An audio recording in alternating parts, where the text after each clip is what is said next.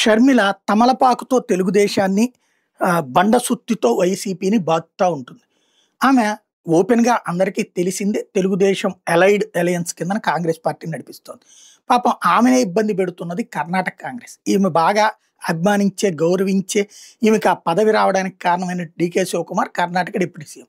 But AICC అధ్యక్షుడు మల్లికార్జున ఖర్గే కొడుకు అయినటువంటి ప్రియాంక్ ఖర్గే ఇప్పుడు ఆంధ్రాతో పేచీ పెడుతున్నాడు. ఏదైతే ఎక్కువ అప్పులు తీసుకుంటున్నారు, దారుణాలు చేస్తున్నారు, ఇబ్బంది పెడుతున్నారు లాంటి వ్యాఖ్యలు ఆయన చేసుకొస్తున్నాడు. ఇప్పుడు షర్మిల ఆ విషయాల మీద మాట్లాడలేకపోతే 10,00,000 కోట్ల రూపాయల అప్పు, లేకపోతే ఏడాదిలోనే 1,65,000 కోట్ల అప్పు, ద్రవ్యలోటు 2.5-3.5% పెరిగింది, ఇంత దారుణంగా ఉంది ఆంధ్రప్రదేశ్ అన్నటువంటి వ్యాఖ్యలు పక్క రాష్ట్రంలో ఉన్నటువంటి కాంగ్రెస్ మంత్రి చేస్తూ ఉంటే ఇక్కడ షర్మిలకి ఏం మాట్లాడాలో అర్థం కావట్లేదు. అందుకని నరేంద్ర మోడీని గురించి విమర్శిస్తూ, మోడీ ఉపన్యాసాన్ని విమర్శిస్తూ బీజేపీ మీదకెళ్ళి వదిలేసినటువంటి పరిస్థితి.